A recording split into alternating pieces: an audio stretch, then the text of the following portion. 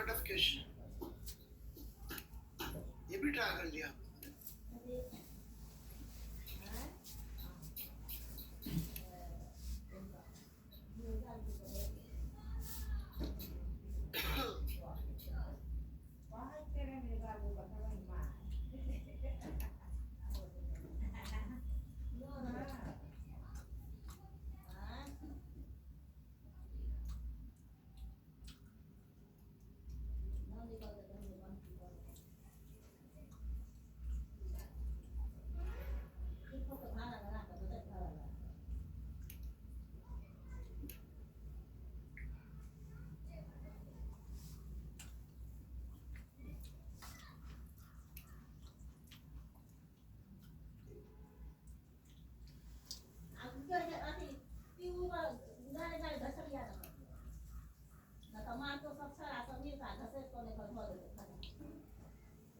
ठीक है जी, कितने बच्चे आंसर ले आए इसका?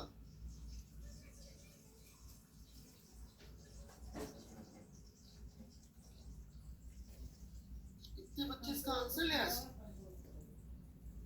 कहीं से कॉपी मारा है, खुद से किया है? सच से बोलो।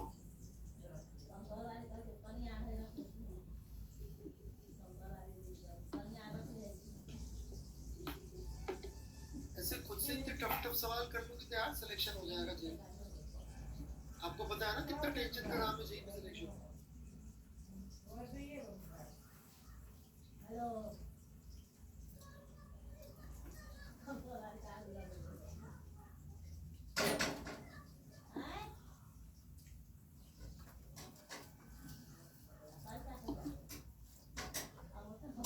हाँ मुझे पता है मैंने solution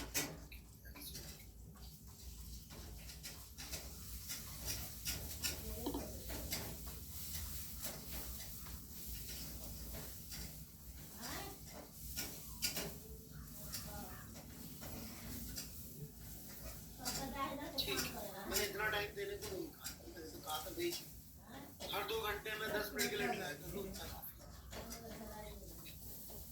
उससे ज़्यादा ट्राई करना तो फिर वो आपकी प्रॉब्लम है, मैं उसमें कुछ सर ड्रॉपर्स बैच में बहुत कम लेक्चर रिक्वेस्ट लिख दिया मैंने टेलीग्राम ग्रुप पे, वहाँ देख लीजिए।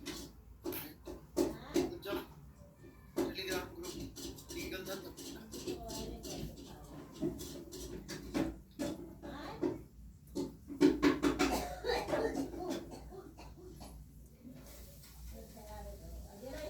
चलिए, तो बहुत सारा पढ़ाना है आज मुझे,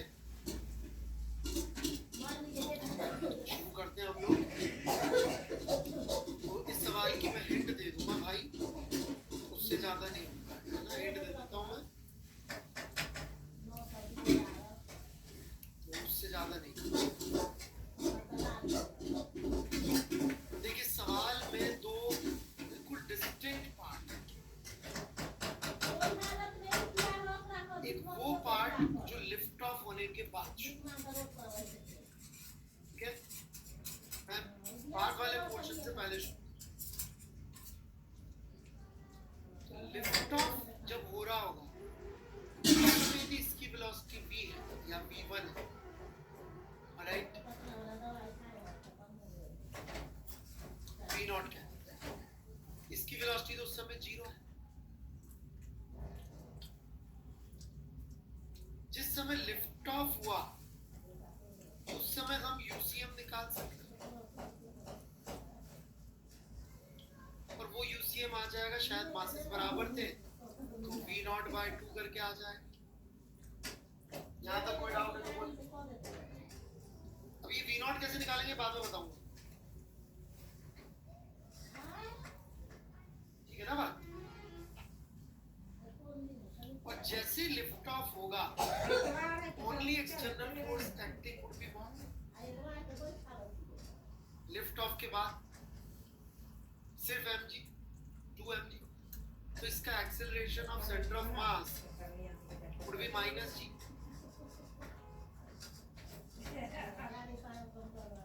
तो लिफ्ट ऑफ के बाद VCM को 0 पुट करके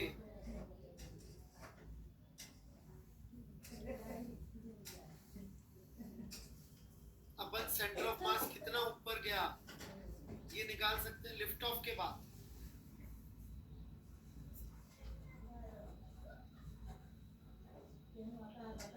ठीक है, चलिए अब जितना कंप्रेस किया था वहां से लिफ्ट ऑफ तक की बात कर लेते हैं। ये अपन को x1 मालूम ही है, ये x1 अपना mg/k और ये अपन ने कितना कंप्रेस किया था सवाल में दे रखा है। तो ये जितना ऊपर डिस्प्लेस हुआ सेंटर ऑफ मास का डिस्प्लेसमेंट 7 mg/k दे रखा है, तो सेंटर ऑफ मास का डिस्प्लेसमेंट हो जाएगा m into 7 mg/k, तो कंप्रेस का प्लस mg/k ऊपर जाने का अपॉन 2m।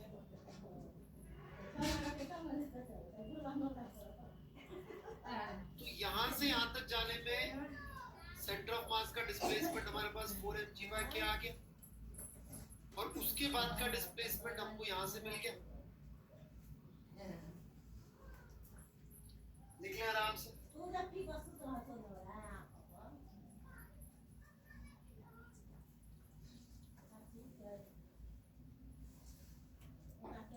अब इसमें कलाकारी क्या है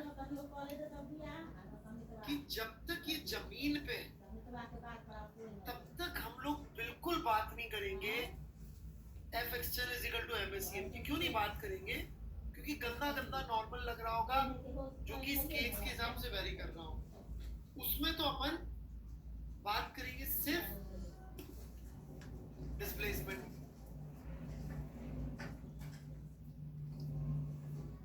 अब कितना पार्ट बचता है? बस बचता है V नॉट निकालेंगे कैसे। V नॉट निकालने के लिए इसके A पार्ट में जिक्र रखकर एनर्जी की इक्वेशन लगा दीजिए, उससे आ जाएगा। बाकी ये भाई जेठवा ने एक्सीलेंट क्लियर कट सॉल्यूशन किया। ओके, मतलब ऐसा लग रहा है किसी टीचर ने सॉल्यूशन लिख दिया। हमारा मुझे तो आते थे ठीक है पक्का सो तो यहाँ से जा तो आप इस सॉल्यूशन को पढ़िए आराम से, समझ में। हैं ग्रेट। अब अगला साल रे तो आता घर पर मार तो 4 डंडा इसलिए तो ना जेठवा भाई ने बिल्कुल टीचर की तरह क्लियर चल जाए हम टीचर दे अब तो नहीं तो कुछ ना उधर तो बाहर ठीक है। चलिए जी, अब मैंने और क्या दिया था मुझे थोड़ा सा याद दिला दीजिए।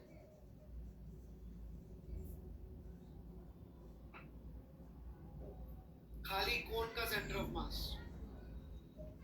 राइट। तो ये लीजिए जी कोन का सेंटर ऑफ मास।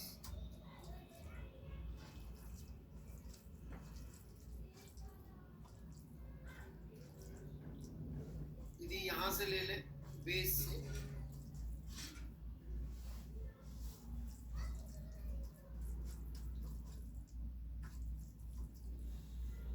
तो ऐसी रिंग्स चाहिए होगी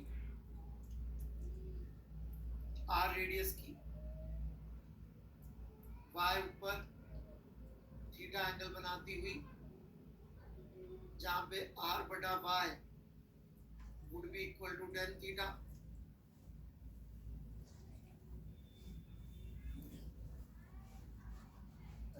तो ये नए वाले 2 मिनट वेट कर ले, मैं ये बात करके आपसे बात करता हूँ, ठीक है। तो ये आ गया। अब हमें डीएम लिखना होगा। डीएम में फिर से वही कहानी आ जाएगी, सिग्मा इनटू 2 पाई आर, तो इसकी लेंथ हो जाएगी रिंग की।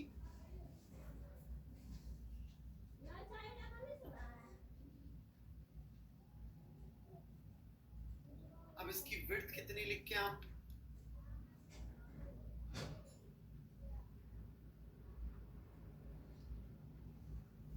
उसके लिए अलग अलग ऑप्शन है। बेस्ट ऑप्शन तो है डीएल। आर डी थीटा का तो यहाँ कोई मतलब ही नहीं होगा, रट्टे मारेंगे कुछ नहीं होगा। जहां पर what is L, L is this length, right, जिसको हम रिलेट कर सकते हैं y के साथ चाहे तो, कि y बटा l इज cos थीटा।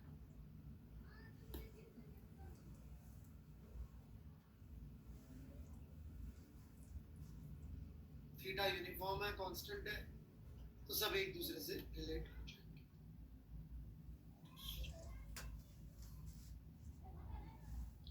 तो जब हम इसका सेंटर ऑफ मास निकालेंगे तो क्या हो जाएगा, y dm का integral divided by total mass. Sigma कितना होगा, टोटल मास बटा एरिया। एरिया होता है, कितना होता है एरिया, IRL होता है शायद कोन का एरिया।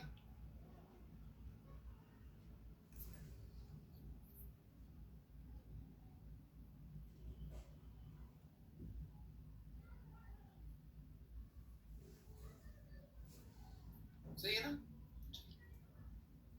तो पुट कर दीजिए, सॉल्व कर लीजिए। तो मैं पुट कर देता हूँ यहाँ पे y dm पुट कर देता हूँ, सिग्मा 2 पाई r की जगह y tan थीटा और dl की जगह dy y cos theta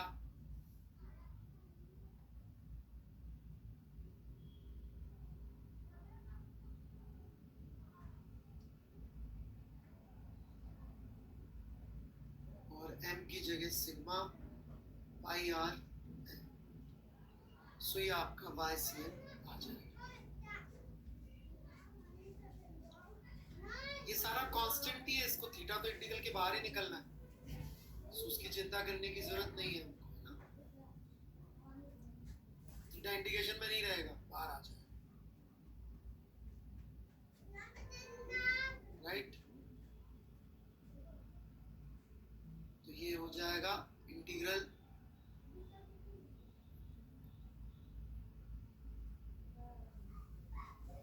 h cube by 3 RL और tan theta by cos theta. Okay, तो ये tan theta by cos theta. Lalit Das ji, जब यहाँ वॉल्यूम है ही नहीं तो वॉल्यूम से करेंगे कैसे, वो सॉलिड कोन का सवाल है, थोड़ा जगह भी रहना पड़ता है, दिखने में यही लगता है वो।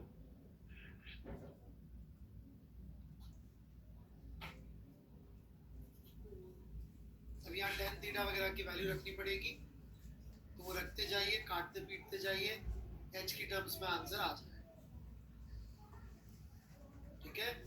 जैसे कि l का cos थीटा लेंगे तो वो खुद ही एक h बन जाएगा, है कि नहीं। मैं कर देता हूँ इसको सॉल्व, h/3 आ जाता है आंसर, सही। थैंक यू भाई, h/3 आ जाता है। कोई बच्चे ऐसा जुगाड़ बता रहे कि सर देखो हर बार हाफ ही आ जाए, अब लाओ हाफ। पिछली बार एक दादा भाई साहब थे, वो प्रूव कर देते सर हाफ ही आता है सर। कौन था, है क्या अभी, मैं तो भूल भी गया।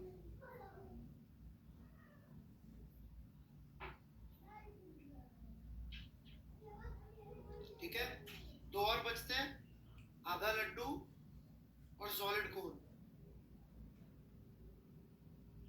वो मैं अगली क्लास में, आधा लड्डू और सॉलिड कोन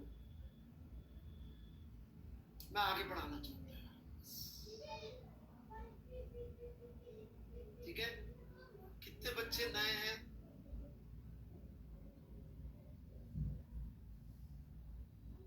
एक रुद्रांश, सुदर्शन, श्रेया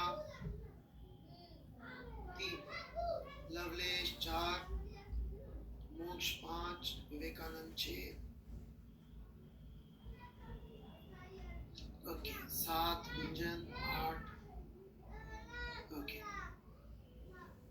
तो नए बच्चों के लिए 2-3 बातें,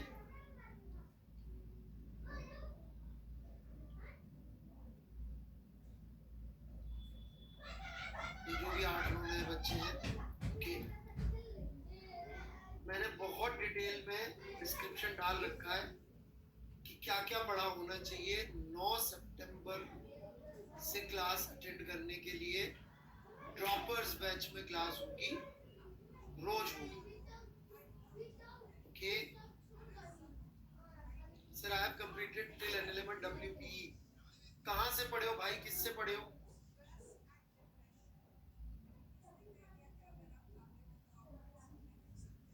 टाइमिंग चेंज नहीं हो सकती, टाइमिंग पढ़ के देख लीजिए, हो सकता है समझ में आए, हो सकता है समझ में ना आए, राइट?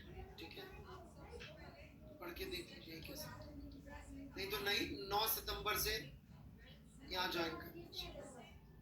तो अग्रवाल साहब, वहाँ क्या परेशानी आ रही है? वहीं पढ़ते रहिए, इतना सारा पढ़ लिए तो। ठीक है बच्चों, इनको बता दीजिए कहाँ पे जानकारी मिलेगी एक बार सही स्पेलिंग के साथ। अग्रवाल साहब, वहाँ क्या परेशानी आ रही है आपको?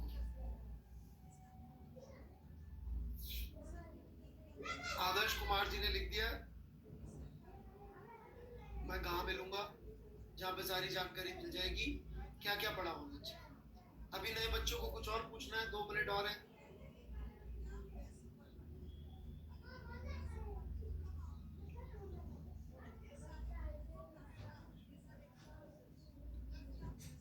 बेटा यदि केसेस वाइज प्रिपरेशन करके आ रहे हैं आप और सीधे यहाँ घुस जाएंगे न्यूटन्स लॉ छोड़ के, तो मतलब वो फिर आप ही जाने बेटा, बेसिक्स तो आपको नहीं आते, इसका मतलब है भाई अग्रवाल साहब।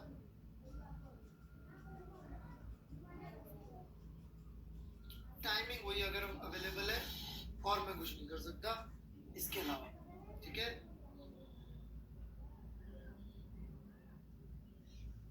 मतलब आप देख लीजिए, वो वाला ज्यादा अच्छा रहेगा मेरे हिसाब से तो, यदि आपको टाइम का इशू नहीं है तो, क्योंकि उसमें आप फंडामेंटली तो प्रोजेक्टाइल गलत सीखोगे, रेंज के फॉर्मूले रट्टे मार के पढ़ते रहोगे, मैं यहाँ पे बोलूंगा देखो एक्सेस ये लेना जरूरी था, फिर कुछ गड़बड़ हो जाएगी।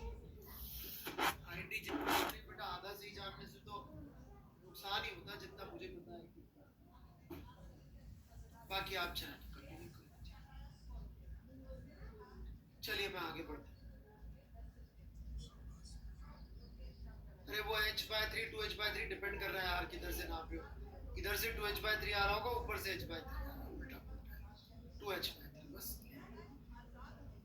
यार, इधर से तो h/3 आता है। टू तो दिख नहीं रहा मुझे, अच्छा 2 था, 2h ये 2 ठीक है।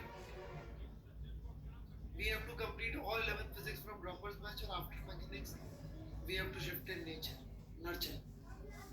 हाँ मैकेनिक्स के बाद शिफ्ट हो जाएगी ना, बिल्कुल शिफ्ट nurture।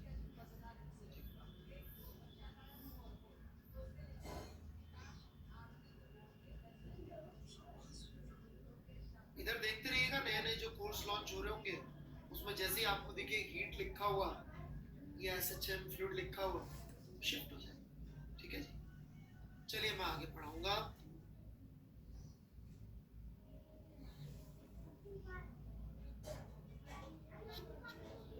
विवेकानंद जी वो अभी लीगल नहीं है कुछ समय के लिए, या तो अकेडमी कोई सिस्टम बना लेगा जहाँ पे हम टेक्स्ट के थ्रू भी, राइट, मतलब फोटोज भी भेज सकते हैं, नहीं तो थोड़ा तो प्रॉब्लम।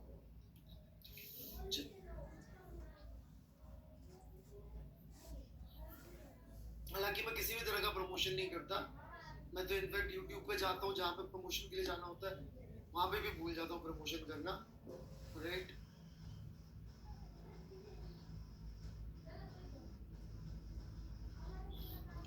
हाँ मैं न्यूक्लियस कोड वोड सब भूल जाता हूँ। चलिए जी मैं पढ़ाना शुरू करता हूँ। तो आज हम लोग जो है किस बारे में बात करेंगे? We will be taking particular scenarios जहाँ पे F external will be 0, and not only that, the scenarios would be such that the initial velocity of center of mass is also 0. So if you look the combined effect of these two, it would mean displacement of center of mass is 0, क्योंकि इसकी वजह से हो गया acceleration of center of mass 0 और initial velocity center of mass 0 दे रखी है, तो combined effect यही होगा. Agreed?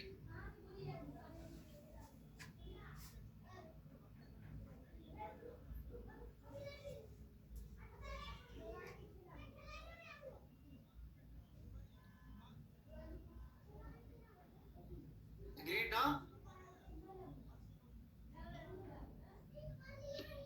So let's solve a question which we have already solved. Alright? उसी को दोबारा solve.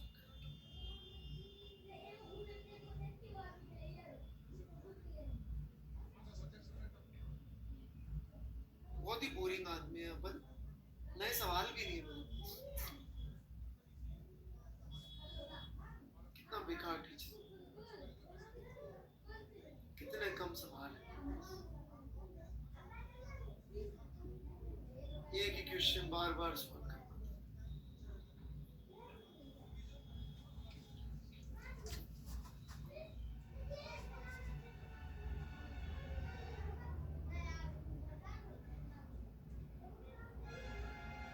इस सवाल में राइट हमसे पूछा जब तक ये एल शिफ्ट होगा नीचे तो वेज कितना शिफ्ट हो जाएगा.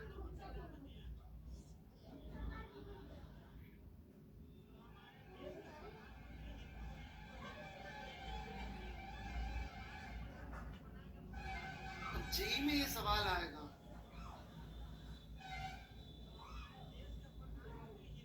तो क्या चांसेस हैं लोगों के करने की.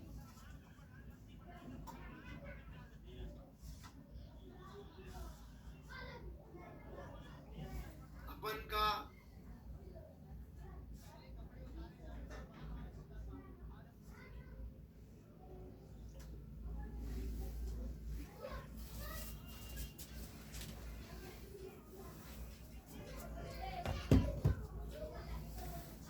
टाइम नहीं पूछा.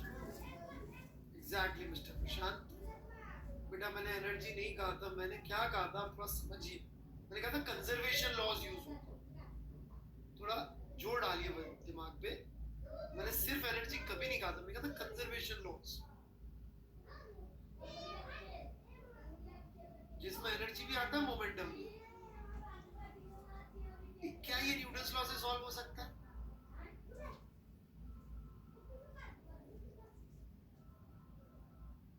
फिर हम न्यूटन्स लॉ से क्यों नहीं कर रहे इसको सॉल्व?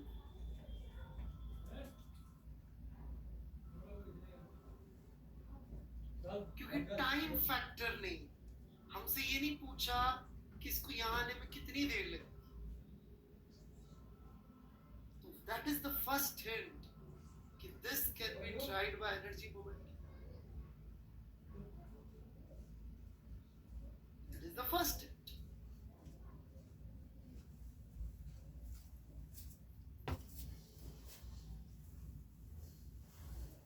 राइट, चलिए बढ़ते हैं आगे. अब इस सवाल में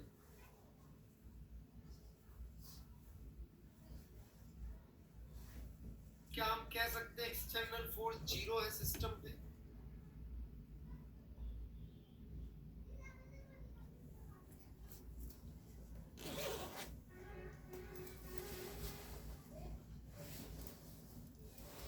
रॉन्ग आंसर.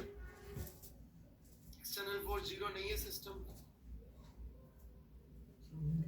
क्योंकि ये नॉर्मल की वैल्यू इस 3mg के बराबर होगी, ऐसा तो बिल्कुल जरूरी नहीं.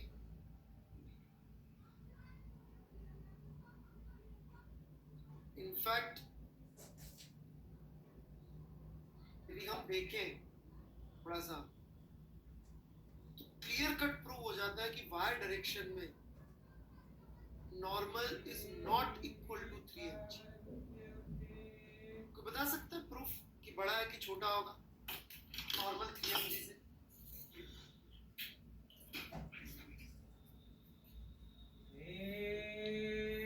बड़ा होगा कि छोटा होगा, कैसे प्रूव कर सकते हैं?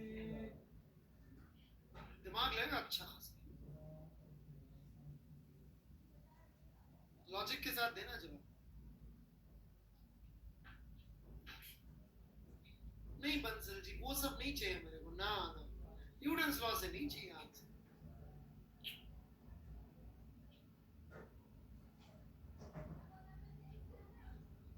जो नया सीखा उससे लाओ आंसर,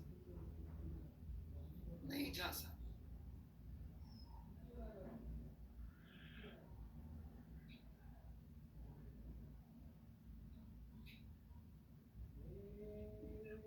यादव साहब काफी क्लोज थे, चलो यादव साहब को मान लेते हैं। देखिए यादव साहब की पॉइंट्स को थोड़ा सा मैं चेंज करके बोलूंगा, राइट। 2m का y डायरेक्शन में कितना एक्सेलरेशन है? 2m का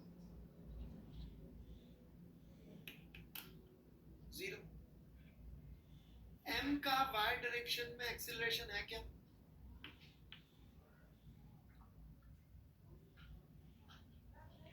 ऊपर की नीचे? ऊपर की नीचे? नीचे। नीचे है एक्सेलरेशन। अब यदि मैं इस सिस्टम पे इक्वेशन लिखूं y डायरेक्शन में ACM की, तो वो आएगी m with some vertical acceleration downwards। ये मैं ऊपर डायरेक्शन को प्लस ले लेता हूं, तो ये माइनस AY, ये यहां माइनस AY लिख देता हूं, अपॉन 3m। मतलब ACM किधर आ रहा है? नीचे। और एक्सटर्नल फोर्स यदि मैं देखूं इस पे, राइट, ऊपर की डायरेक्शन को प्लस लेके, तो n minus 3mg which is going to be 3m ACM which is negative। मतलब n minus 3mg is negative।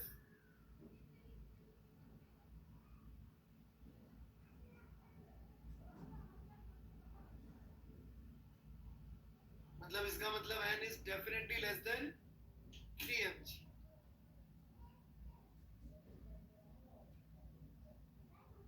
बेटा मैं सवाल सॉल्व करना नहीं सिखाता, थोड़ी कमजोरी है मेरे में, मैं सवाल सॉल्व करना नहीं सिखाता, मैं कोशिश करता हूँ फिजिक्स सिखाने की।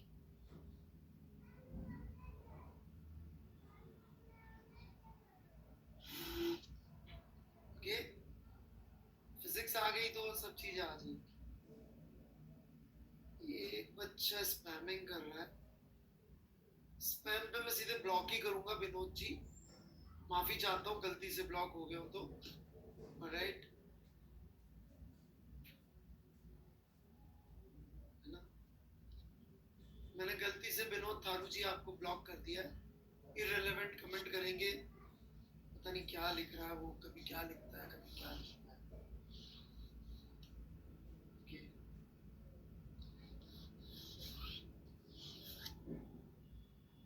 मैं बढ़ूं आगे।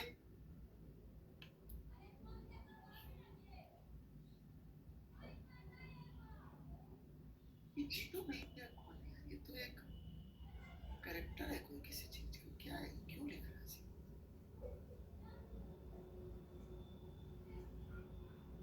अच्छा, तो कोटा फैक्ट्री मैंने कभी देखी नहीं, कोटा फैक्ट्री, राइट,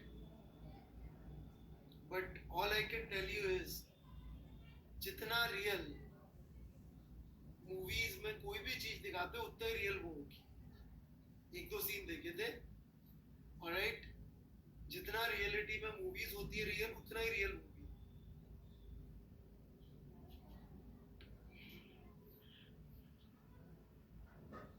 और वो प्रैक्टिकल वाला पढ़ाने वाला, यदि कोई प्रैक्टिकली फिजिक्स पढ़ा रहा होता है तो किसी काम की नहीं है।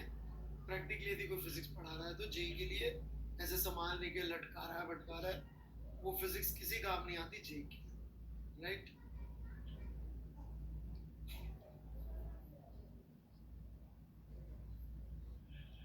हाँ, वो टायर घुमाना मैंने किसी का देखा था, एक दो वीडियो, प्रमोशनल वीडियो आ रहे थे मेरे यूट्यूब के उसमें। खैर, ये समझ में आया बच्चों?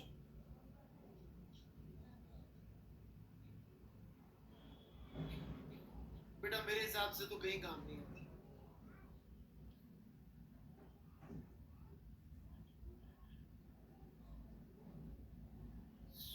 वॉल्टर लेविन के तो वीडियो हटा दिए गए। एंड देखो बेटा, यूट्यूब पे कोई स्टार है ना, ऑलराइट, मैं बहुत ज्यादा पॉजिटिव नहीं कह पाता।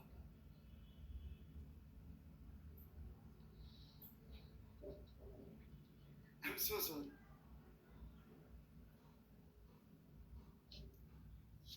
बाकी आप सोच लो।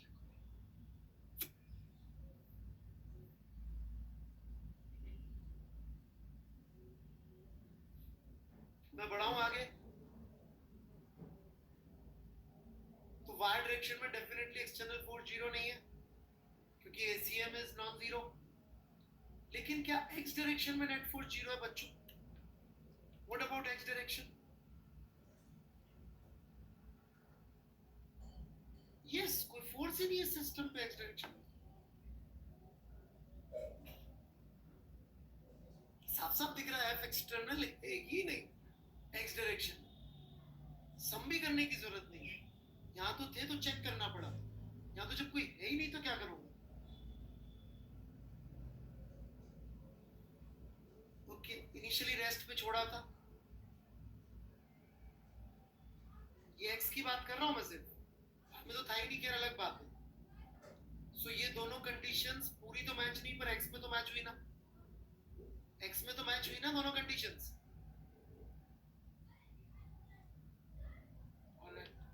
इसका मतलब m1 x1 plus m2 x2 will add up to 0.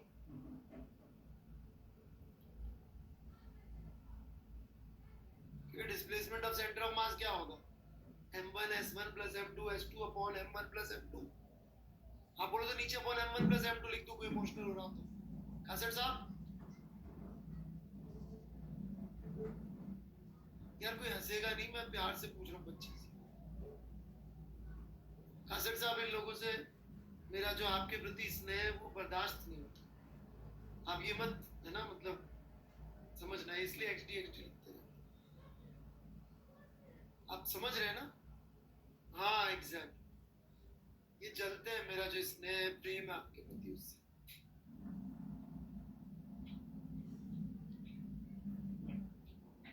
Okay,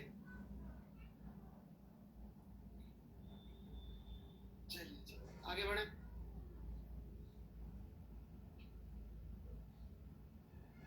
अब देखिए, जितना ज्यादा हम लोग विजुअली सॉल्व कर सके उतना अच्छा रहता है। तो मैं कोशिश कर रहा हूं इसको विजुअली सॉल्व करने की। विजुअली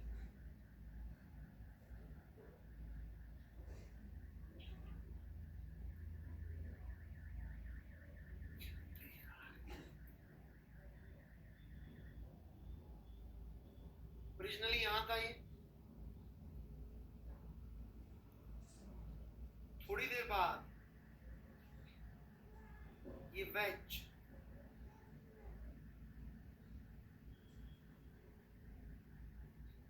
आगे आ गया होगा।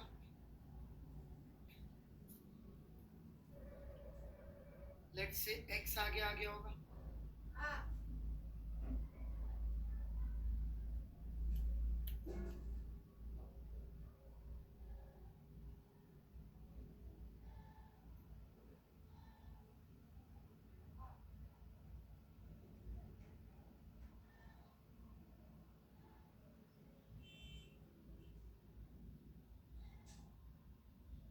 चित्र बना लीजिए सब लोग कॉपी में, ठीक ऐसा ही बनाइएगा। यदि आपने नीचे जगह नहीं छोड़ी थी तो दोबारा बना लीजिए, आलस मत करिए। ऊपर से नीचे ही बनाना है चित्र, साइड में नहीं बनाना है। जैसे ऊपर और नीचे ऐसे ही चित्र बन।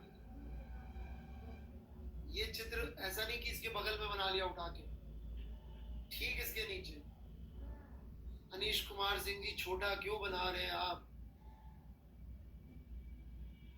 रामानुजन के पद चिन्हों पे चलने के लिए इधर मसाला भी रामानुजन जैसा होगा आपके पास। बढ़िया बात है, राइट। मैं भी कब से वेट कर रहा हूँ कोई इंटेलिजेंट स्टूडेंट मिले। कहाँ ये जेठवा वेठवा जी को पढ़ा रहे होते हैं, से फिर लोग का इतना टफ सवाल इतना अच्छी तरह से सॉल्व कर लेते हैं, तो दम है कुछ नहीं। राइट, मैं आप ही का वेट कर रहा था।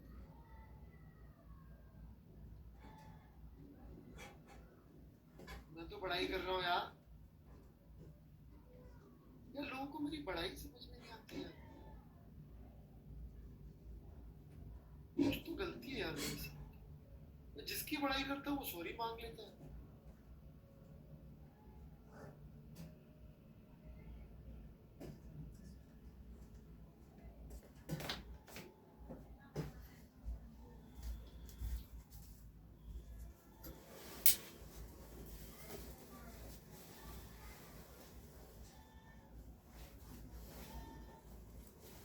ये डिस्टेंस समझ में आया क्या, L cos theta minus x,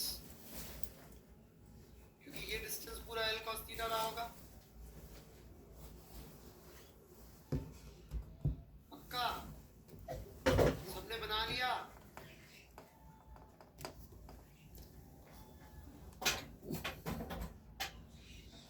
okay, तो x1 तो हो जाएगा प्लस एक्स, ये मेरी पॉजिटिव डायरेक्शन है, तो x1 तो क्या हो जाएगा प्लस एक्स, और x2 हो जाएगा negative of L cos theta minus x. Negative क्यों?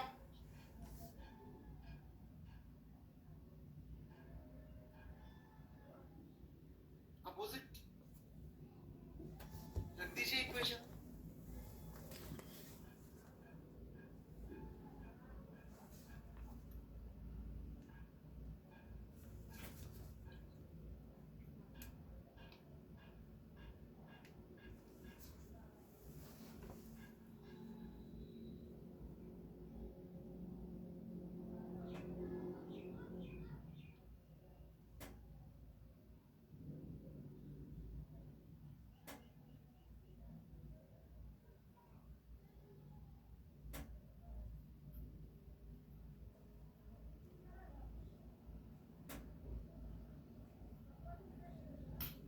सॉल्व, यही न्यूटन्स लॉ से भी कर सकते थे। पहले तबीयत से एक्सेलरेशन निकालते, बढ़िया टाइम पास होता, आंसर आता उससे भी एक तो।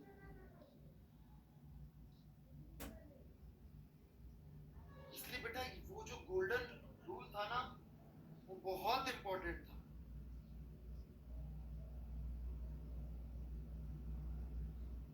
शायद अंतर अप्रिशिएट कर पा रहे हो आप लोग कि हम गोल्डन रूल के बिना कितना भी पढ़ ले वो फायदा ही नहीं है पढ़ने का।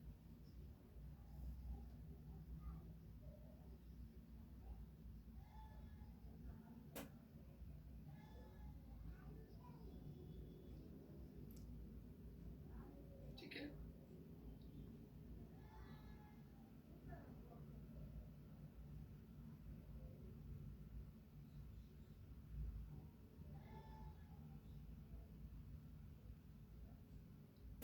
बिल्कुल क्लियर है ना सवाल?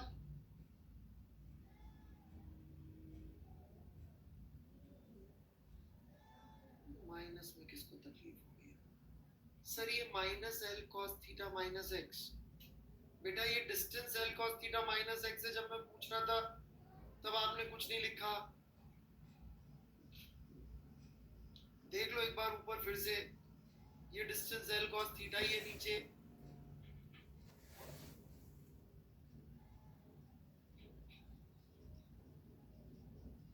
और ये स्मॉल m अपनी पोजीशन से प्लस में आया कि माइनस में आया?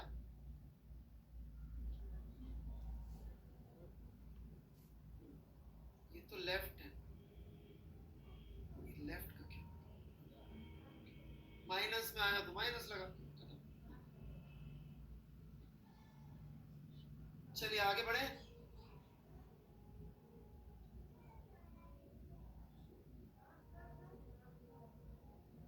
ओके, कोई डाउट किसी को? कसट जी आपको कुछ पूछना है? कसाट जी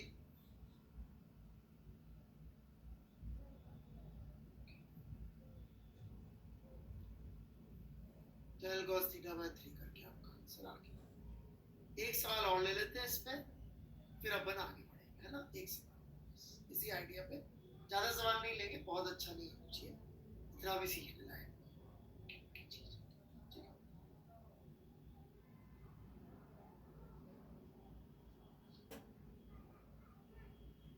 सोनी जी दिया तो था एरोडोव का सवाल, हो गया आपसे?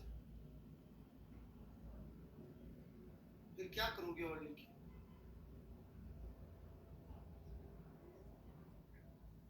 क्यों यार आप लोग मुझसे पंगे लेते हो? मतलब मैं स्टूडेंट होता ना खुद का ही, तो मैं डाउट के अलावा कभी कुछ नहीं बोलता, क्योंकि पता है मैं बोलूंगा और ये आदमी मेरे को ही खाए, क्या फायदा? काहे पंगे लेते?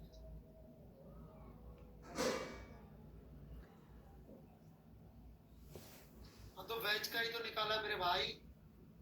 ये ये एक्स क्या है?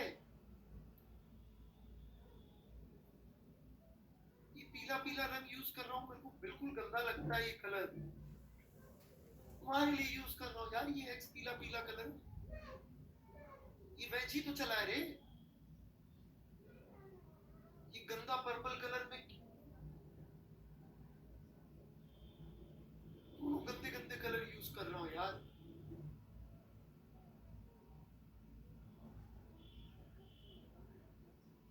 एक्स का वैल्यू निकाल तो दिया दादा।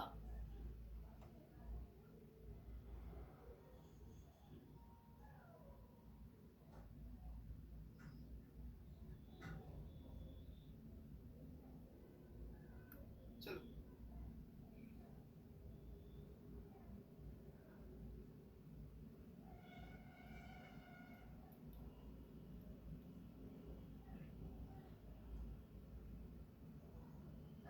Are radius, M mass,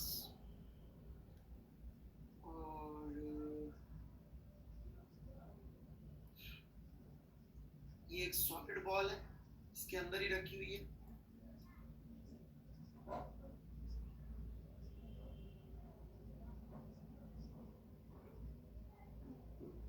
are bye 4 radius की,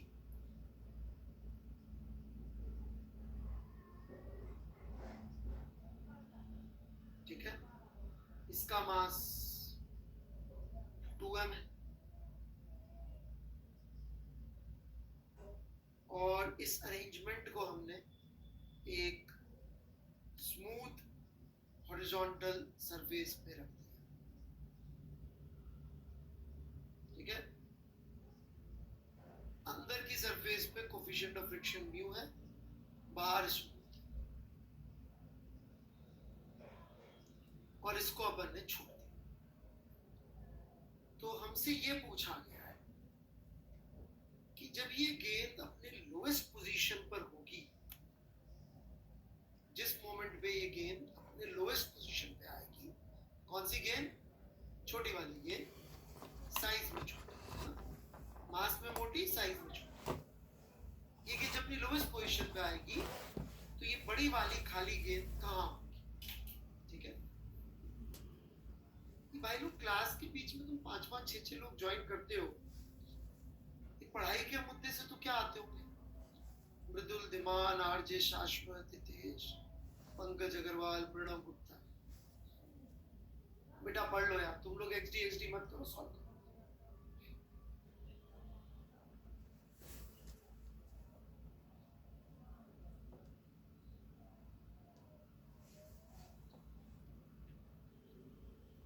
ट्रैक्ट,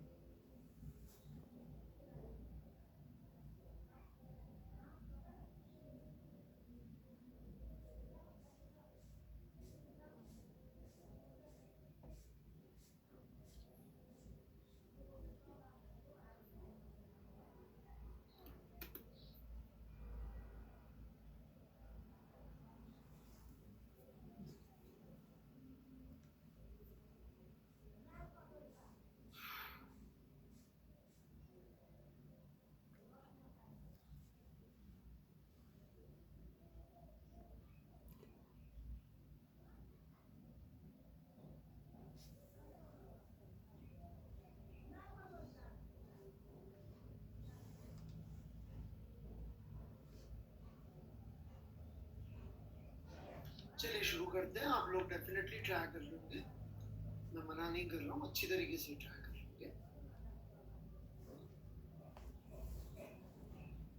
ये डिस्टेंस को मैं L कह रहा हूँ. L की वैल्यू ऑब्वियसली 4r/5 होगी. यहाँ तक तो कोई टाइट प्रॉब्लम होगी नहीं. बेटा मुझे एक और तरीका सिखाना है, सुन लीजिए, टेंशन मत लीजिए, ठीक है? आप जिस तरीके से करें उससे भी आंसर आ जाएगा, चिंता मत करिए. बहुत सवाल है अपने पास, वो कर लीजिए, कोई इशू.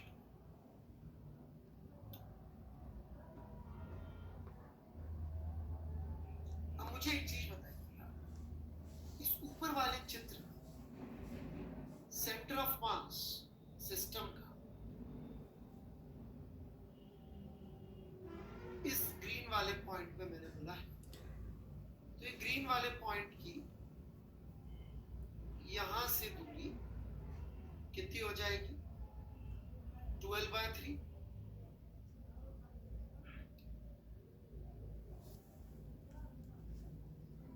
अरे मैंने गलत लिख दिया क्या? r minus r/4, 4r/5 कहां से लिखते हैं? थैंक यू बेटा, आई एम सो सॉरी, ऐसी गलती करनी नहीं चाहिए. थोड़ा सा भी ध्यान इधर उधर हो जाए पढ़ाते हुए तो हो जाती है. 3r/4. ठीक, चलिए. So coming back, focus. 2l/3 ये डिस्टेंस होगा सेंटर ऑफ मास का इस क्षेत्र में.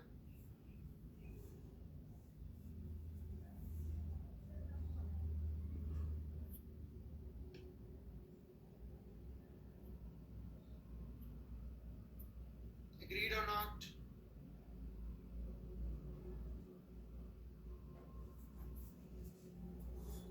ये बेटा सेंटर से सेंटर का डिस्टेंस लिख रहा, r/2 कहां से आएगा यार?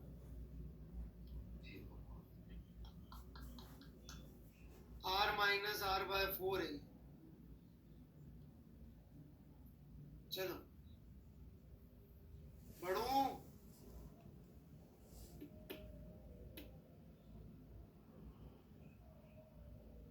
चलिए जी, अब इंपॉर्टेंट बात कर लो कुछ.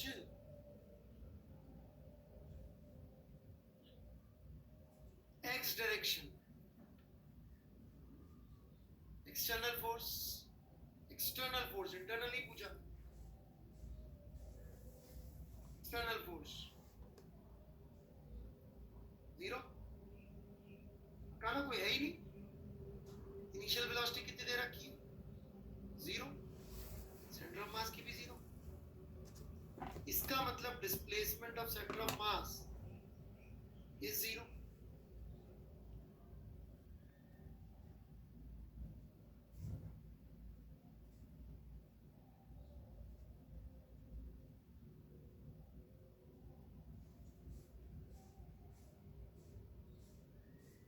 कोई कंफ्यूजन यहां तक?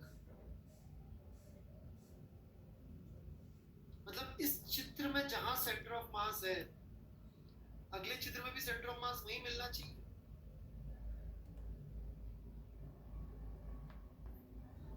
ये चित्र ऐसा बनाना है नीचे वाला कि सेंटर ऑफ मास इसी लाइन पे लाई करे.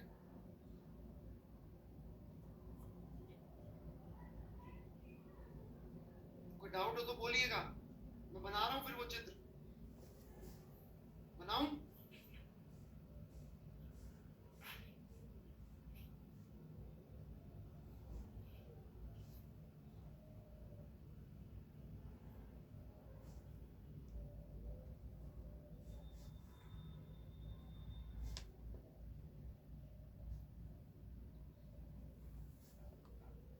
वो चित्र तो ऐसा होगा. क्यों होगा? कि जब ये दोनों एक ही लाइन पे आ रहे हैं, जब ये दोनों एक ही लाइन पे आ रहे हैं, तो इस चित्र में तो सेंटर ऑफ मास वही होगा जहां दोनों के सेंटर अलाइंड है. इसका मतलब हमारा आंसर कितना हो गया? x1 ही हो गया ना हमारा आंसर. x1 निकाल लो. 2/3 into 3r/4, so that is r/. इसका मतलब ये बड़ा वाला गोला कितना चलेगा? r/2.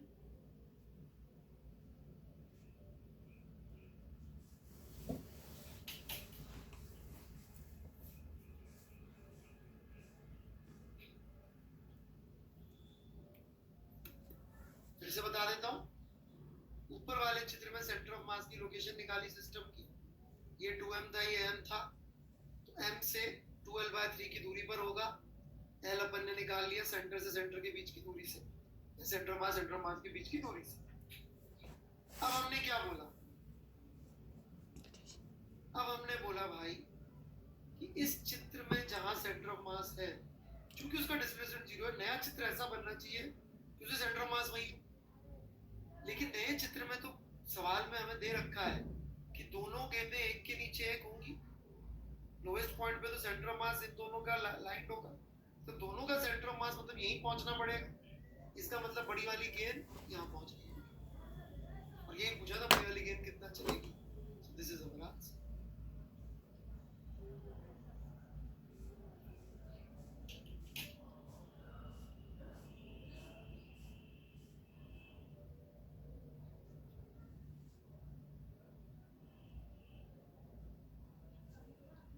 फ्रिक्शन तो केले का छिलका है, पड़ा है सड़क पे। कई लोग डिसाइड करते हैं कि छिलका पड़ा है तो वैसे ऐसे कैसे, गिरना तो पड़े।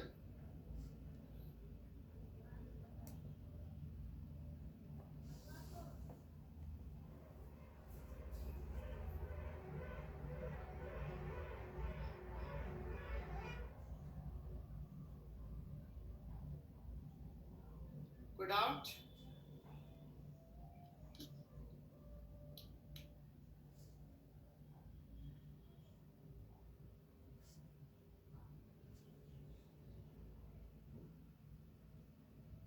हाँ जी बंस, इनवर्स लॉ, मेरे भाई 2 पॉइंट मासेस के लिए कौन सा लॉ यार? ईशान जी पढ़ा रखा है बेटा, 2 पॉइंट मासेस का सेंटर ऑफ मास उनको इनवर्स रेशियो में डिवाइड करता है, जो कि बंसल जी के हिसाब से एक लॉ है, राइट? अबे इंग्लिश वीक है, पर मतलब लॉ यार, मतलब कैसे बताऊं तुमको, मतलब लॉ मतलब फिजिक्स में पापा टाइप की चीज है। कितनी भी वीक हो भाषा, अपन मतलब क्या समझ गए ना बात को, इससे आगे मतलब बोलूंगा अच्छा नहीं लगेगा। लॉ मतलब पापा, फिजिक्स के पापा। तो अपन अंकल को पापा थोड़ी बोल देते हैं, कैसी बात।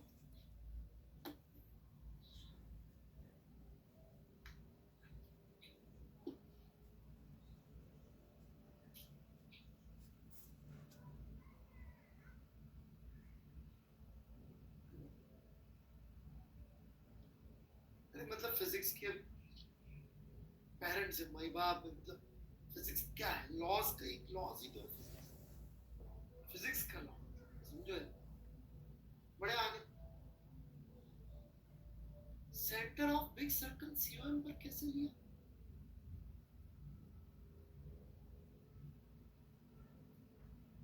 अरे हमारे यहाँ पे भी मेरा भी भतीजा मुझे बड़े पापा ही बोलता है, centre of big circle, uncle मतलब पड़ोसी है। सेंटर ऑफ, यार बात समझो, खंडेर वाले इधर मत खींचो।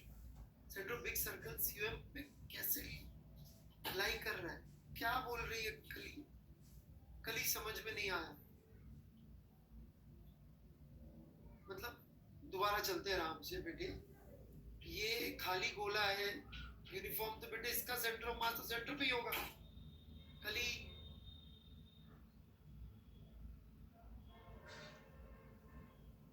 और फाइनली यदि ये लोएस्ट पॉइंट पे यदि अलाइंड हो गए, तो ये इस सिस्टम का सेंटर ऑफ मास इसी लाइन पे लाई करेगा, नहीं करेगा? तुम बता दो।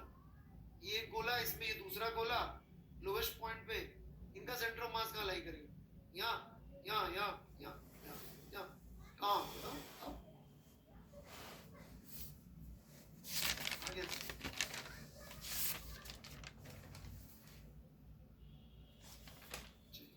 और कुछ?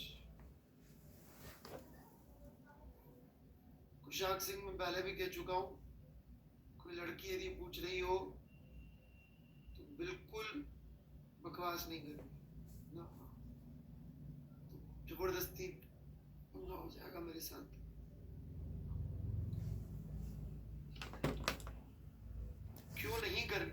क्लास है यार, रूल है मेरा, और तो इंसान बनाने की कोशिश कर रहा हूँ, जेंटलमैन।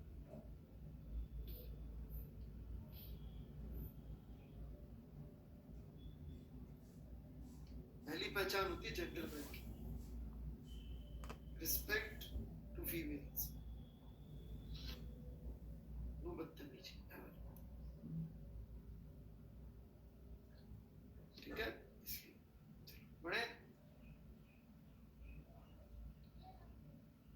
चलिए, एक सवाल में इसी सीक्वेंस का है, राइट, लेकिन वो मैं मतलब थोड़ा अलग टाइप का, इसका तो नहीं एग्जैक्टली।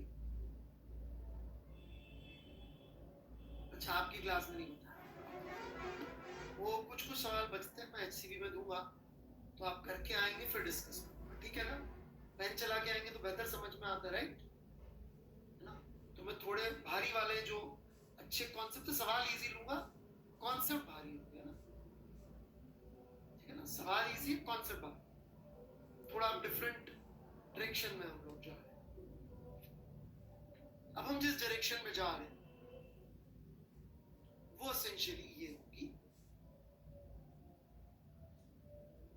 कि हम इस लॉ को, यदि आपने ध्यान दिया तो अपन ने साथ साथ एमए भी चला रहे थे, और साथ साथ अपन D by D T of P भी चला रहे थे, याद है क्या, डेरिवेशन में। उससे मैंने इस साइड में बात नहीं किया था,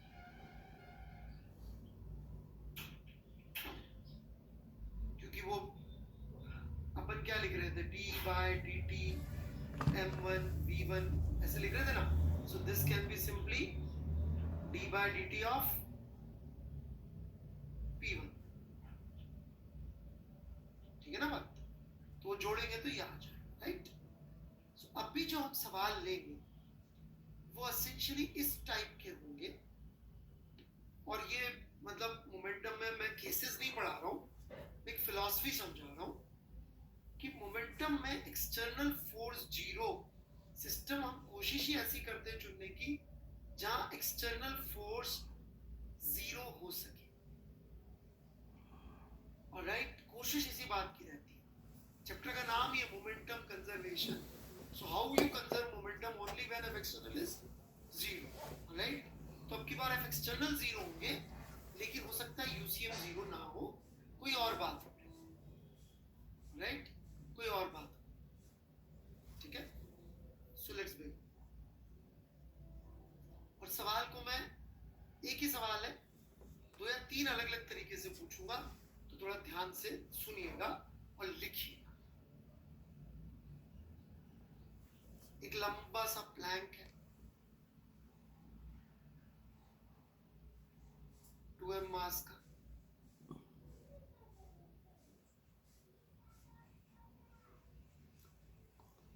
स्मूथ सरफेस पे रखा है, ऑलराइट, और कोफिशिएंट ऑफ फ्रिक्शन म्यू है,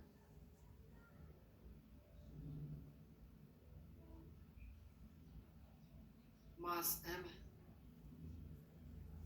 इसको हम u वेलोसिटी दे दिए हैं t इज इक्वल टू 0 पे, 2m रेस्ट पे है, ठीक है। अब एक ही बात को मैं कितने अलग अलग तरीके से पूछ सकता हूँ, ध्यान दीजिए। पहला तरीका तो ऐसा आपको सुन के लगेगा इसमें मोमेंटम की जरूरत है, ओके। लॉन्ग प्लैंक लिख लिया ना भाई सब, लॉन्ग प्लैंक पे ब्लॉक को u वेलोसिटी दिया, ठीक है ना जी। हाँ जी। Find total work done by friction, तरीका नंबर 1, सबसे बढ़िया तरीका इसको पूछने का है, find total work done by friction. तरीका नंबर 2, find velocity of combined mass, या find final velocity, combined mass तो गलत बोल दिया, find final velocity,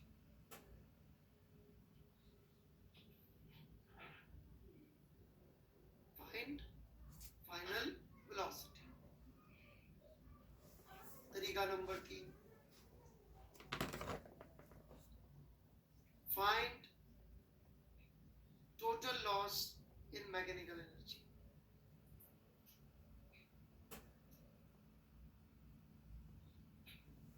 Find total loss in mechanical energy. जब तीनों तरीके लिख लें तो ट्राई करना शुरू कर सकते हैं. डाउट है तो चैट खुला हुआ है, पूछ सकते हैं.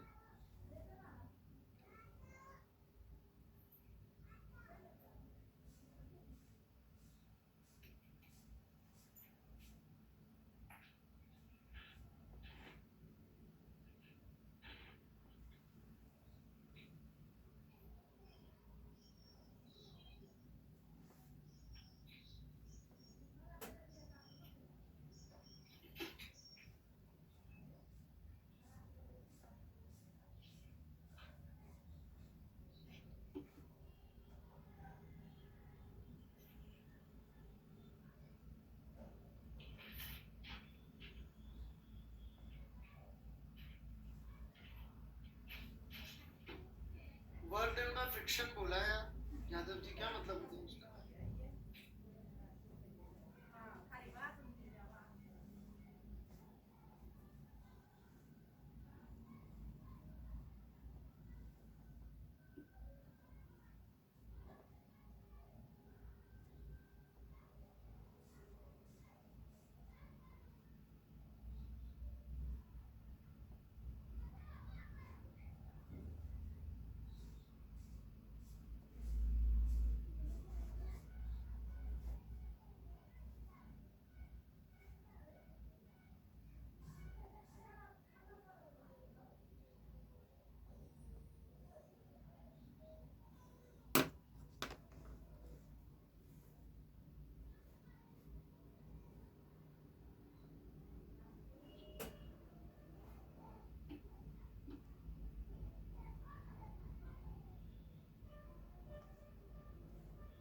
देखेंगे तो मोमेंटम नाम नहीं लिया सवाल, वर्क एनर्जी से पूछवा है.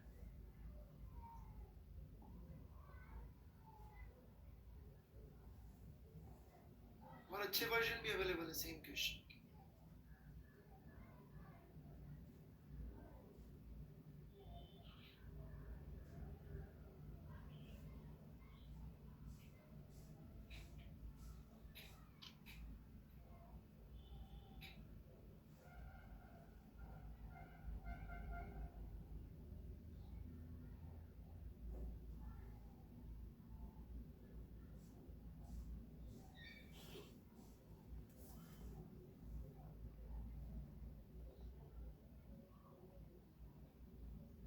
आया क्या आंसर?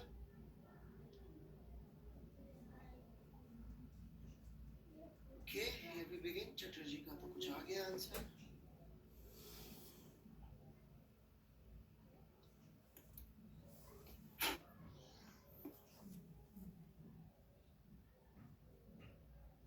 शुरू करें.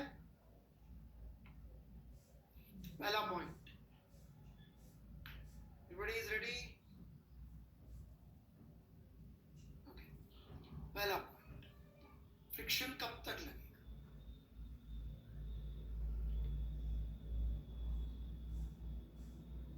जब तक कोई रिलेटिव वेलोसिटी होगी.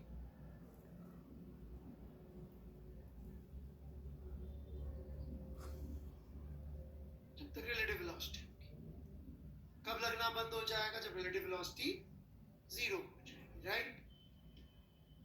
सो फ्रिक्शन का अंत है वो ऐसे बन जाएगा.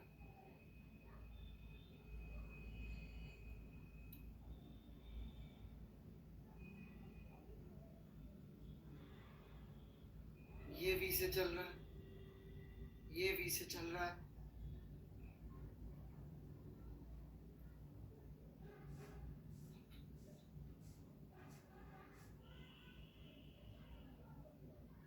This is when friction will stop working. Right?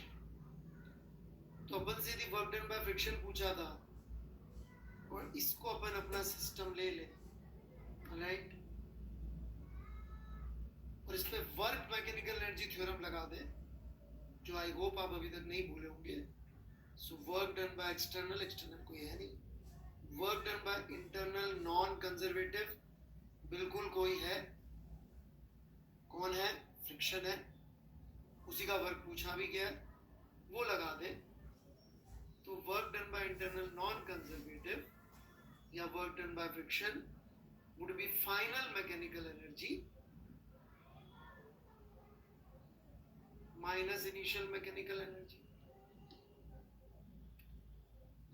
What is final mechanical energy? Final mechanical energy is half mv square plus half 2mv square. What is initial mechanical energy? Half mu square. No doubt.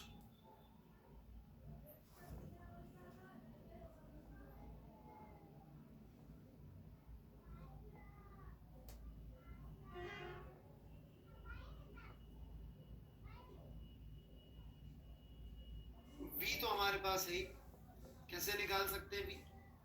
इस system पे कोई external force है क्या? नहीं। तो हम कह सकते हैं सिस्टम के लिए कि मोमेंटम ऑफ सिस्टम में कोई चेंज नहीं होगा, मतलब कि mu जो कि इनिशियल मोमेंटम था वो फाइनल मोमेंटम के बराबर होगा सिस्टम के। तो v की वैल्यू कितनी आ गई?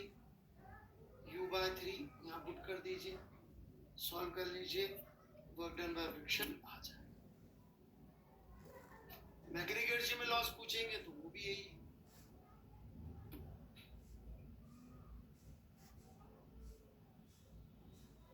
फाइनल वेलोसिटी सीधे इससे मिल रही थी।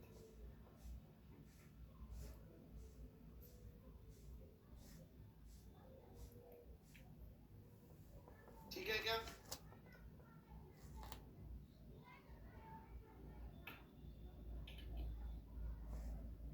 यार ये सोनी बहुत जबरदस्त आ रही है, बहुत ही मतलब क्लास आ रही है। कितने लोगों को दिख रहा है यहाँ पे मैंने फ्रिक्शन का वर्क निकाला डायरेक्टली? उसको चैटिंग का इतना शौक है ना भाई साहब। अच्छा चैट करके ना जबरदस्ती की बात है, लेकिन खुद की ही बेइज्जती कराता है, ये नहीं कि कुछ हो रहा फायदा। अभी खुद ही 2 मिनट बाद बोलेगा हाँ सर कहाँ निकाला। मैंने म्यू एम जी कुछ किया है यूज? राहुल सोनी जी है कि चले गए? निकाला मैंने फ्रिक्शन का वर्क।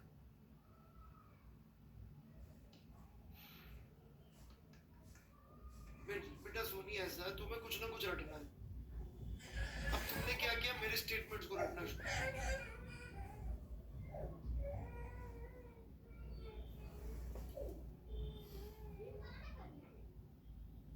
रटना ये निश्चित है, क्या रटना है, बस ये चेंज कर।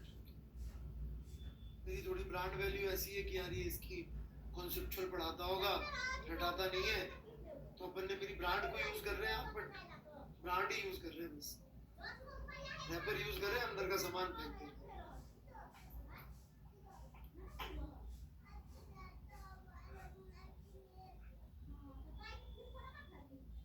थैंक यू लिख के जा रहे हैं। ऑलराइट, इसका एक पार्ट और अच्छा है, ओके, जो मैंने पूछा नहीं था। सोनी जी के बाद तो हिम्मत भी नहीं हो रही पूछने की।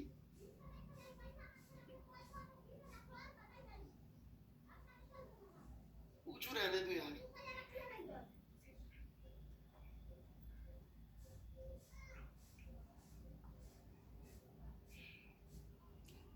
ये M2M पे कितना slip,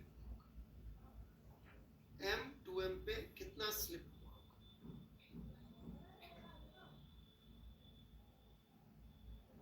displacement of M on 2 block plank पे कितना चला?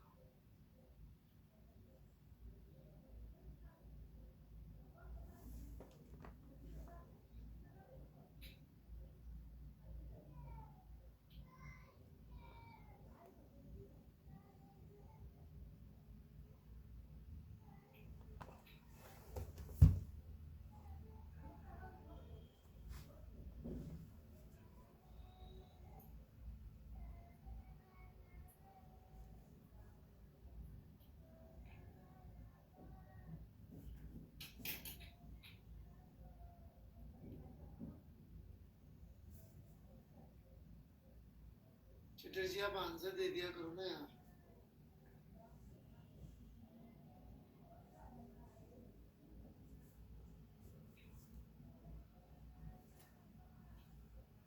फिर सॉल्यूशन दे दो उसके बाद,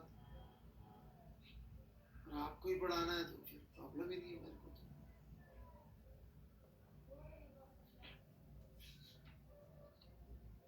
अच्छा ही पढ़ाएंगे आप, मुझे पूरा यकीन।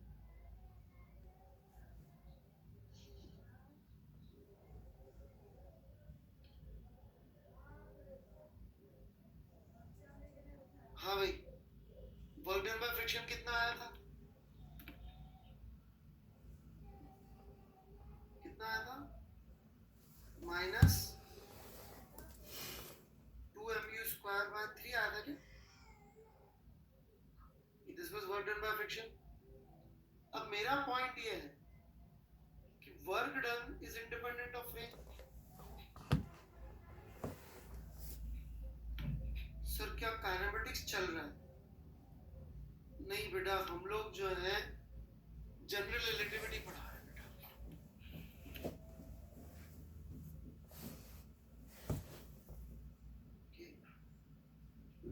अभी अभी हमने स्पेस टाइम के फैब्रिक में जो कर्वेचर आता है, राइट बेटा, वो स्पेशल थ्योरी है।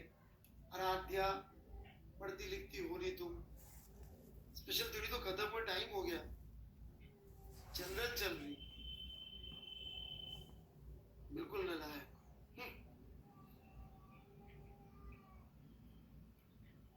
जनरल थ्योरी रिलेटेड पढ़ा।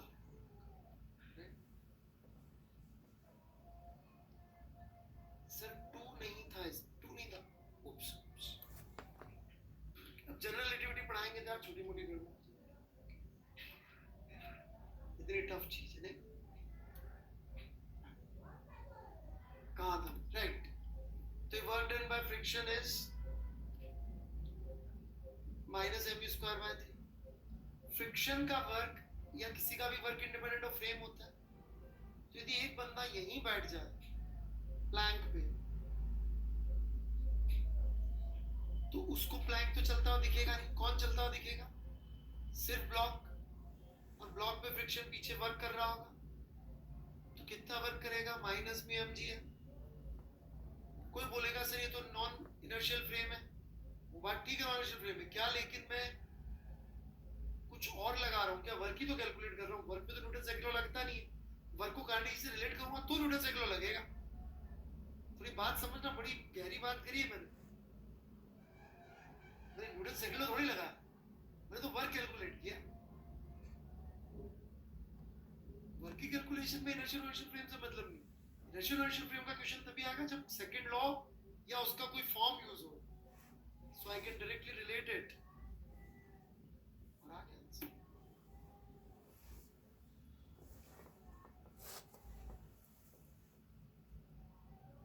वो भाई है क्या जिसने पूछा था क्या चल रहा है, काइनेमेटिक्स चल रही है क्या निकल लिया?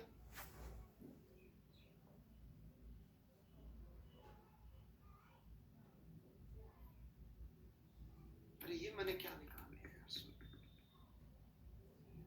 कल पूछा था, कल निकाल।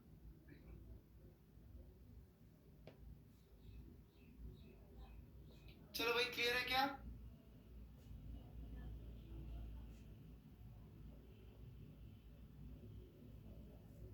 क्या यार आराध्या बेइज्जती करा देती थी दूसरे लोगों के सामने।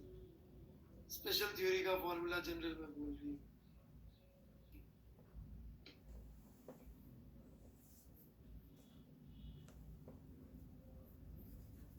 आयन यादव जी डाउट वाले दिन पूछ लो ना यार।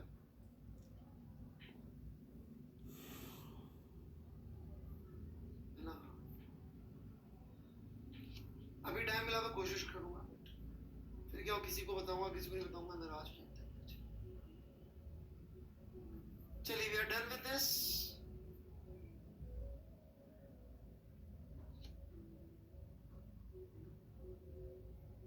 कोई डाउट नहीं है, बिल्कुल क्लियर। चलिए एक सवाल और ले ले फिर। करीब करीब सेम कॉन्सेप्ट है, दिखने में बिल्कुल अलग है।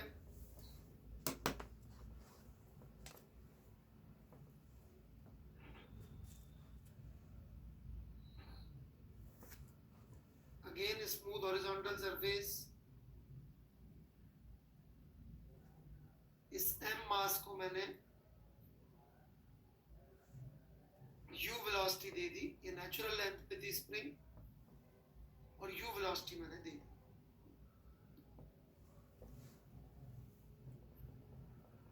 ठीक है,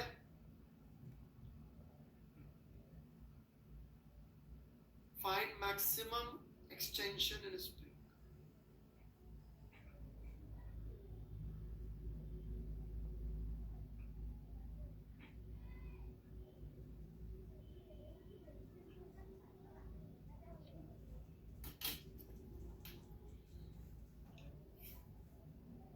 क्वेश्चन क्लियर है सबको?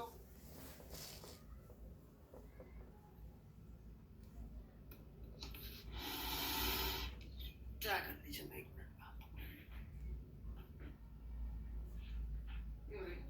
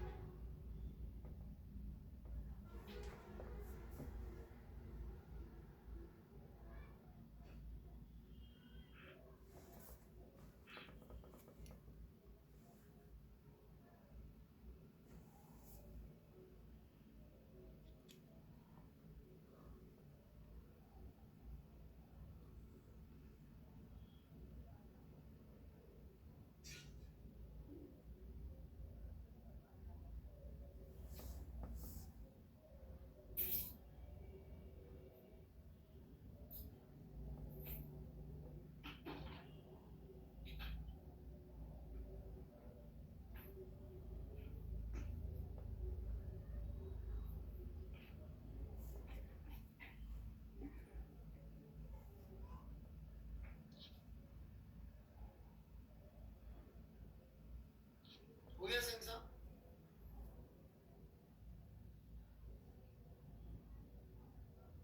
So please tell what would be better, joining live and dropper or completing backlog?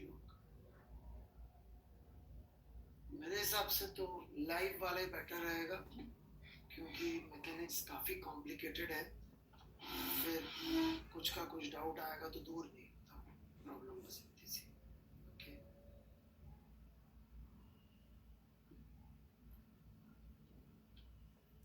क्योंकि अनअकैडमी के प्लेटफॉर्म पे डाउट का आंसर, मेरे पढ़ाए हुए डाउट का आंसर आप कहीं और ढूंढेंगे तो बहुत मुश्किल से,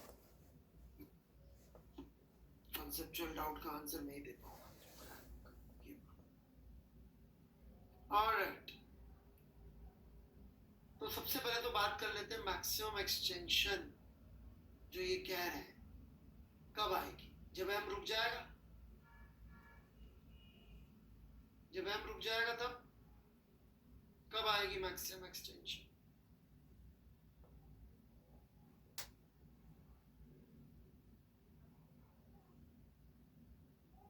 हितेश, युवराज खन्ना, जी क्या होता है बे? Ayushmann, what is G? Answer दे फिजिक्स का।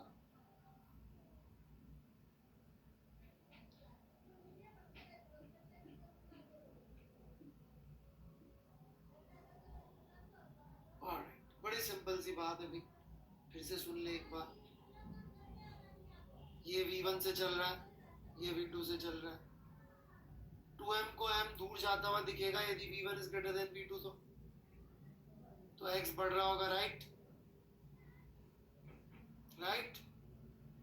और यदि v2 बड़ा है v1 से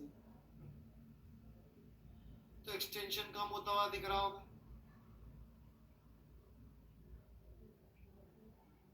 तो x मैक्स कब होगा भाई?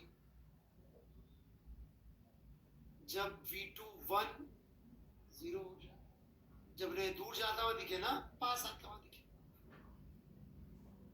जिस मोमेंट पे ऐसा होगा, मैंने नहीं कहा जिंदगी भर के लिए निकाल रहे हो, इस मोमेंट, इसको यूं भी समझ सकते हैं अपन डिस्प्लेसमेंट इन दोनों के बीच की दूरी को मैक्सिमा मिनिमा ढूंढ रहे हैं।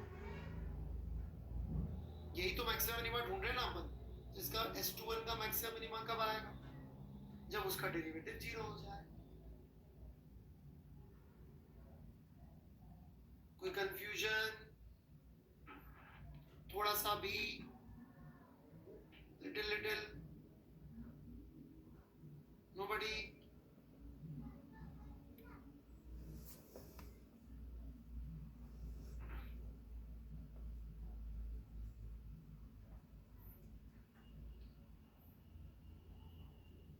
So V2 is equal to V1 is equal to V हो जाएगा। Agreed?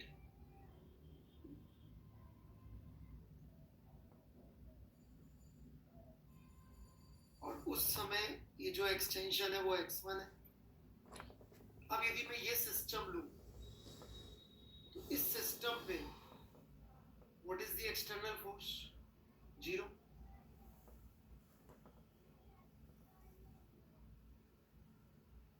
राइट, तो देखा जाए तो इसकी मैकेनिकल एनर्जी भी कंजर्व्ड है और मोमेंटम भी कंजर्व्ड है।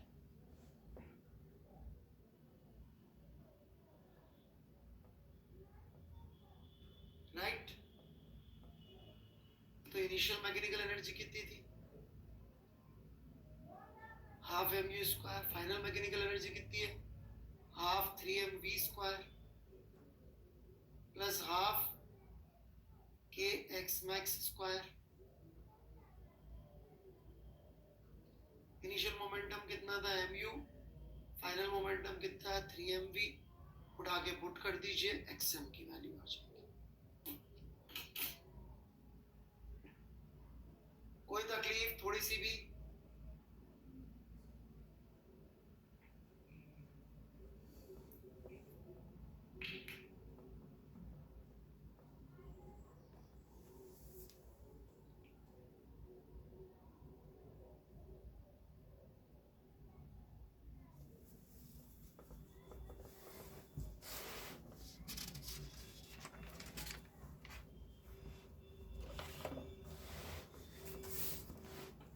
ललित दास, मैंने इतना टाइम बिताया रिलेटिव समझाने में, आप उस समय नहीं पूछते, जब पूरा खत्म हो जाता है तब आप सबसे पहली चीज पूछ रहे। एक बार दोबारा सुन के अगली क्लास में पूछिए। आप भी जब पूछे, जरूरी थोड़ी है मैं उसी समय जवाब दूं। जब मैंने इसको इतनी देर तक समझाता रहा, बार बार पूछता रहा, तब कहाँ थे भाई? अब अगली क्लास में। बहुत गलत बात है। मतलब मैं यहाँ रुका रहा कि भाई पूछ लूं। 3 अलग-अलग तरह से समझाया मैंने। Very disappointing. This is not gentle.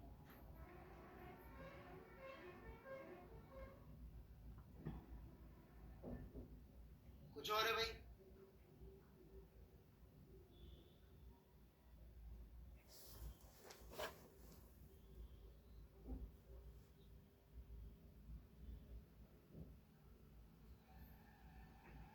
Anything else?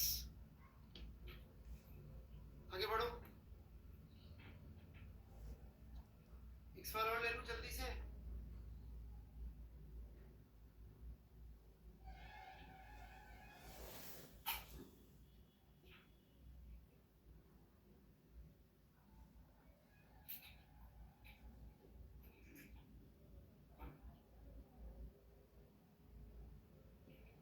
ये एक इंक्लाइन है, कर्व्ड।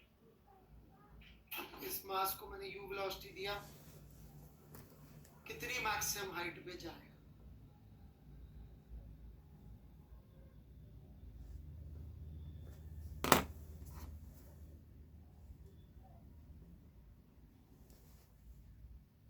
कितनी मैक्सिमम हाइट पे जाएगा?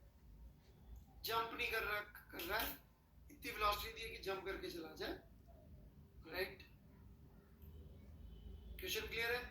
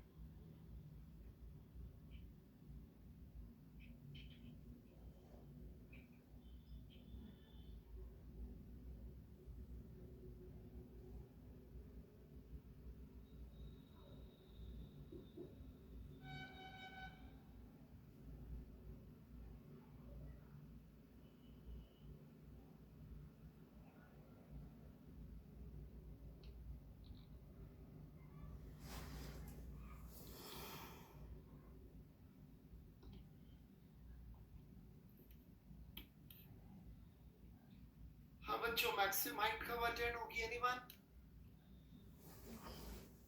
कब मैक्सिमम हाइट अटेन होगी? What is the condition?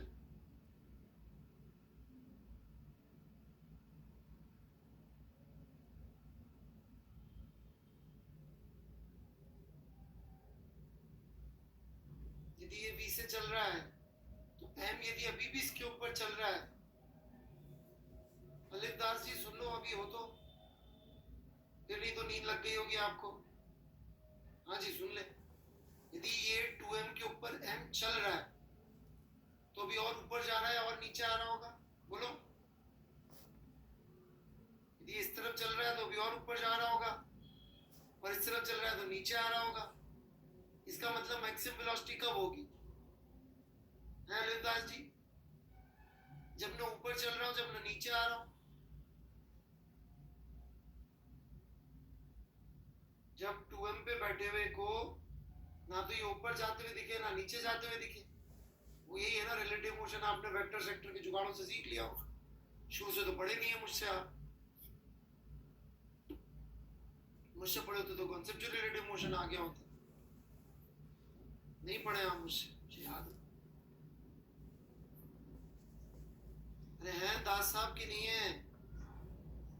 तो जब ये m ना इसको ऊपर चलते हुए दिखाई दे रहा, नीचे चलते हुए दिखाई दे, दैट इज द मोमेंट ये मैक्सिमम हाइट पे है।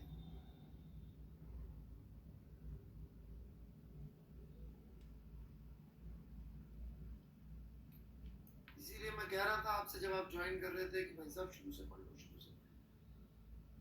बाकी बच्चों को डिफरेंस समझ में आ रहा है? पर जो रिलेटिव में पसीना बहाया था तो आज कितना खून बच रहा है।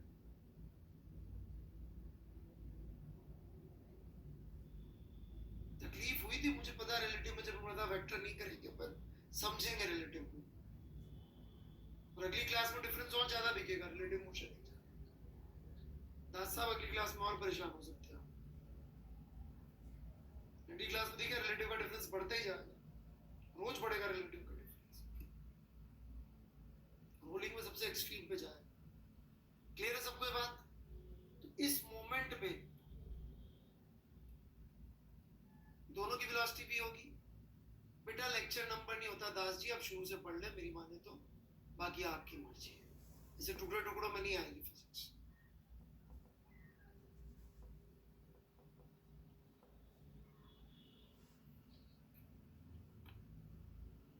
बेटा मैं फिजिक्स पढ़ाता हूँ, मैं ऐसे टुकड़े टुकड़ों में माल नहीं बेचता है। रिलेटिव ले जाओ, कुछ ले जाओ, 2 किलो ये ले जाओ पावर, है ना? Sorry, x direction momentum conserve होगा सिस्टम का, राइट?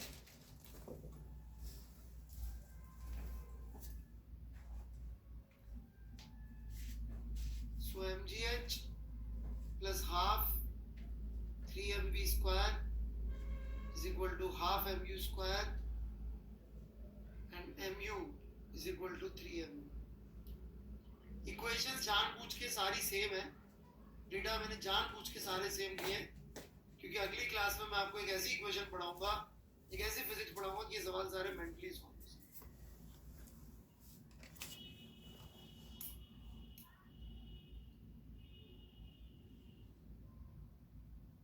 इससे टफ, लेकिन डेटा जानबूझ के ही रखो।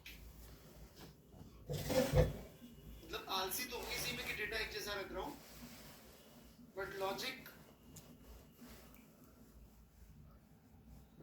अगली क्लास में और रिवील कि क्यों ये एक पर्टिकुलर तरीके से सवाल चाहिए। ठीक है, चलिए मैं अभी टेलीग्राम पे लिख दूंगा, सॉरी जिसका नाम नहीं ले सकता वहां पे लिख दूंगा होमवर्क, राइट? क्या क्या आपको करना है, फिर भी सुन लो यार, ये वाला गड़बड़ ना हो जाए कहीं। HCV का वर्कड आउट एग्जांपल बस जाते जाते लास्ट है, राइट? 8 तो कर ही लेना कम से कम, 8 वर्कड आउट, ठीक है ना?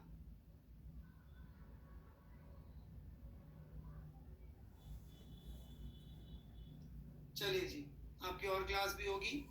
Bye bye. जो भी नए बच्चे थे, अब कुछ पूछना है तो पूछ सकते हैं, अभी भी कुछ बच्चे नए बच्चे कुछ पूछ रहे थे, बाकी बाय बाय मैं पढ़ाऊंगा कुछ भी नहीं। नए बच्चे भगवान जाने क्या क्या पूछ रहे थे क्लास के बीच में।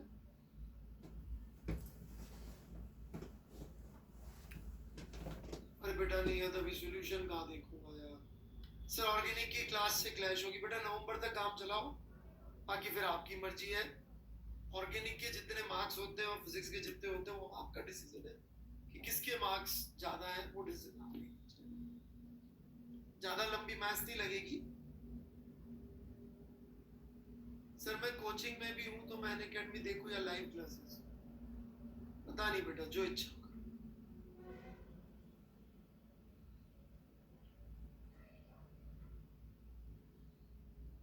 मिस्टर लाखरा यदि आप इतनी जगहों पर है तो आप होमवर्क तो क्या करते होंगे? टीचर थोड़ी बेटा आपकी जगह फिजिक्स कर लेगा। सर मेरा थोड़ा सा प्रोजेक्टाइल वीक है। आपने मेरे से पढ़ा है राहुल सोनी जी प्रोजेक्टाइल, फिर वीक नहीं है, फिर आपने होमवर्क नहीं किया। दोबारा देखने से कुछ नहीं होगा, सवाल दोबारा।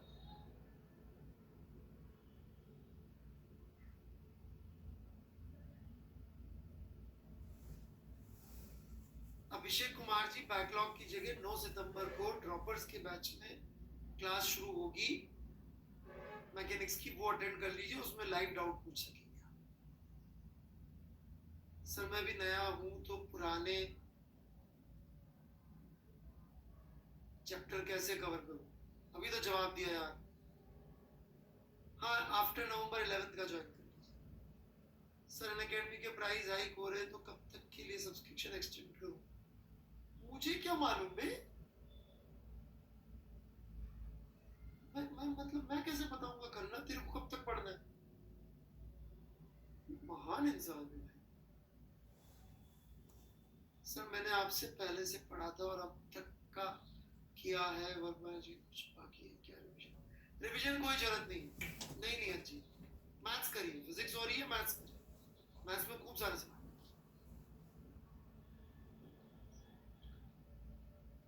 सब कुछ कर लिया तो आराम से पढ़िए। सर समझ आ जाता है सारा, पर ऐसा हो ही नहीं सकता, इसका आपको कुछ समझ में नहीं आता लाकरा जी, दैट्स इम्पॉसिबल। हाँ जी सबको राम राम, धन्यवाद।